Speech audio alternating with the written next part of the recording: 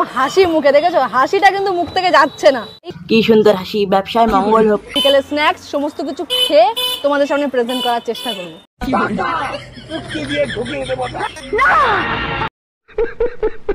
কি বাহে, ভালো তো হয়ে গেছে আমি শাহজাহান অল গ্রুপ ভাই ইউটিউব চ্যানেল। আবে সালে, এই সময় কম, শুরু করো। আজকে চলে এসেছি বাড়ি থেকে অনেকটাই দূরে, সুদূর রানাঘাটে। ওরে বাবা, ও ফুডি গ্রেড, এই মালটাও তো সাধ্যবাড়ির ব্লগ করে নিজেকে এবং নিজের চ্যানেলটাও গ্রো করেছে। এবারও কি কোনো সাধ্যবাড়ির ব্লগের পরিকল্পনা আছে নাকি? দাঁড়াও দেখি। শুরু করো। বেসিক্যালি আজকে রানাঘাটে ব্রেকফাস্ট থেকে শুরু করে লাঞ্চ, বিকেলে স্ন্যাক্স সমস্ত কিছু খেয়ে তোমাদের সামনে প্রেজেন্ট করার চেষ্টা করবো। আরে ভাই, তুই খাবি, তোর পেট ভরবে, তুই মজা পাবি, তাতে আমাদের লাভ কি? সরি, তোকে ভাই বলে ফেললাম, আসলে তুই ছেলে নামে বোঝাই যায় না।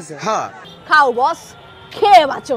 মানুষ কি না খেয়ে বেঁচে থাকে? আসলে তুই মেয়ে, তাই জন্য বেশি কিছু বললাম না। বিকেলে স্ন্যাক্স সমস্ত কিছু খেয়ে তোমাদের সামনে প্রেজেন্ট করার চেষ্টা করবো।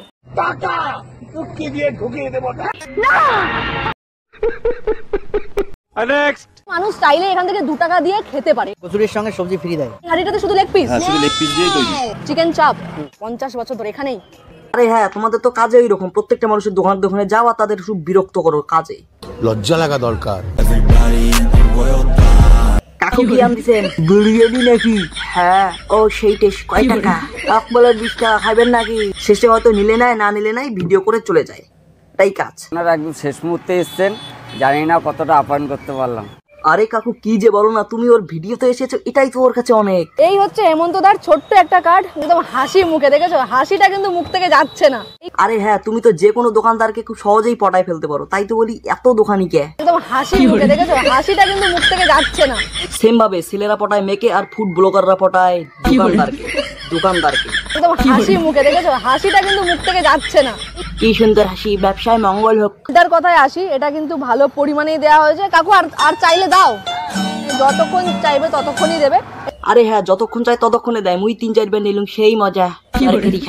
তরকারি খায়া একদম। আর বিরিয়ানি মানে রানাঘাটের গোপাল বার।